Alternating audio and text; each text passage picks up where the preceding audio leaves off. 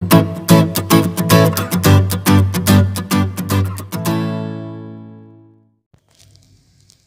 kita kali ini adalah penalaran analitis. Nah, bagian subtopik yang akan kita bahas yaitu adalah mengenai duduk melingkar. Nah, video-video lainnya dapat kita lihat linknya di deskripsi video ini jikalau kita mau melihat video lainnya. Yang menjadi tips atau tips untuk menguasai penalaran analitis duduk melingkar ini adalah kita menggunakan bantuan sketsa sederhana. Jadi kita harus menggambarkan sketsa sederhananya. Setelah itu baru kita bisa menyelesaikan soal-soal yang ditanyakan. Tentunya dalam membuat sketsanya kita harus memperhatikan aturan-aturan yang ada. Nah, untuk lebih jelasnya mari kita lihat contoh dan pembahasannya.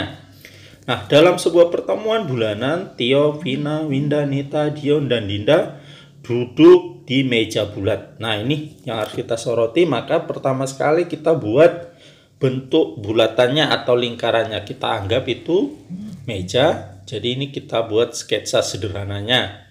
Lalu kita lihat ada berapa orang yang duduk di meja tersebut. Nah, kalau kita hitung, ini semuanya ada 6. Maka pertama kita buatkan kursinya sebanyak 6. Jadi kalau kita tandain, kita misalkan dalam bentuk titik-titik itu kursinya, maka banyak titik-titiknya harus sebanyak 6. Nah, lalu berikutnya kita lihat aturan-aturan duduk yang ditentukan oleh soalnya. Yang pertama, katanya Tio selalu berada di antara Dinda dan Dion. Ini artinya bahwa si Tio itu duduknya diapit oleh si Dinda dan si Dion. Nah, jadi kita misalkan si Tio-nya duduk di sini. Maka dengan demikian si Tio ini harus diapit duduknya oleh si Dinda dan Dion. Jadi misalnya si Dinda di sini, maka si Dion harus di sebelah si Tio lagi supaya si Tio itu jadi diapit. Atau boleh kebalik posisi antara si Dinda dengan si Dion. Nah, selanjutnya kita lihat kembali aturan yang harus kita ikuti. Bahwa katanya si Dinda itu tidak mau bersebelahan dengan Winda maupun Dion. Jadi si Dinda tidak mau bersebelahan dengan Winda maupun Dion. Nah, kalau Dinda dengan Dion sudah berjauhan. Jadi tinggal kita harus memperhatikan posisi duduknya si Winda. Nah, si Winda ini berarti tidak boleh dekat dengan si Dinda. Si Winda tidak boleh berdekatan duduknya dengan si Dinda. Dengan demikian, si Winda tidak boleh duduk di sini karena dia tidak boleh bersebelahan dengan Dinda. Nah, berarti dia boleh di kursi yang lainnya, namun kita harus melihat aturan berikutnya. Jadi boleh di sini atau di situ, di dua kursi yang kosong, tapi kita lihat lagi aturan berikutnya. Pina berada di sebelah Nita dan Winda. Artinya apa? Bahwa si Pina ini harus diapit duduknya oleh si Nita dan Winda.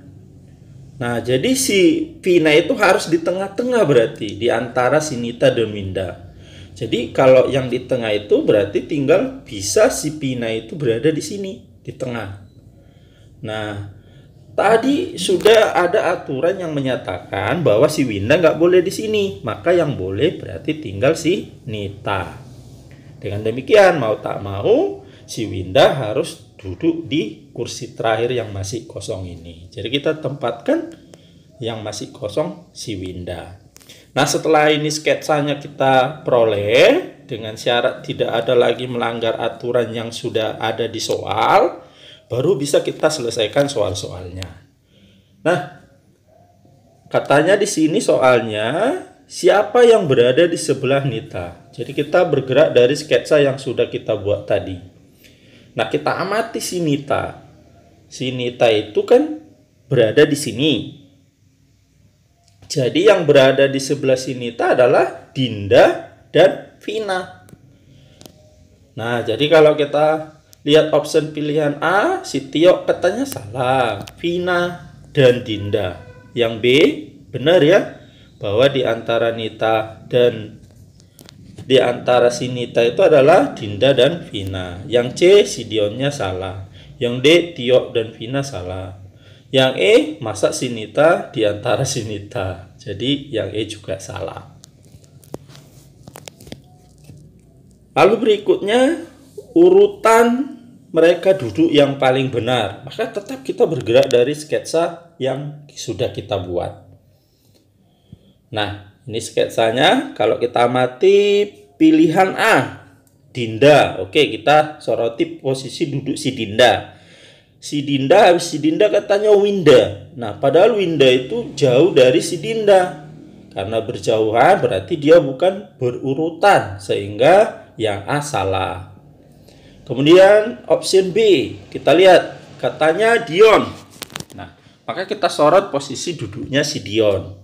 Nah, si Dion ini lalu katanya dekatnya Dinda. Padahal Dion dengan Dinda dibatasi Tiok. Maka yang B juga salah. Kemudian yang C, Tiok. Maka kita sorot Tiok, habis Tiok, Dinda. Kemudian Nita, kita lihat posisi duduk Nita, kemudian Pina, lalu Winda, dan Dion. Ternyata berurutan. Dengan demikian, maka jawaban yang paling tepat adalah C. Kalau kita lihat yang lain, pasti sudah salah, tapi coba kita cek Winda. Oke, kita sorot posisi si Winda, Dinda. Winda dengan Dinda itu sangat berjauhan, berarti yang D juga salah. Yang E, Dinda.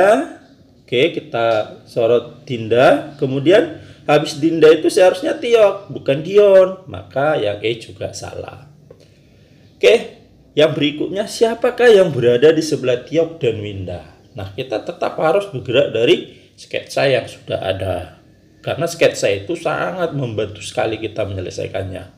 Nah, di sebelah Tiok dan Winda artinya berarti yang diapit antara si Tiok dan Winda. Nah, kalau kita amati si Tiok, lalu kita amati posisi duduk si Winda, maka yang ada di antaranya itu atau yang diapit kedua anak itu adalah Dion. Maka jawaban yang paling tepat itu adalah Dion.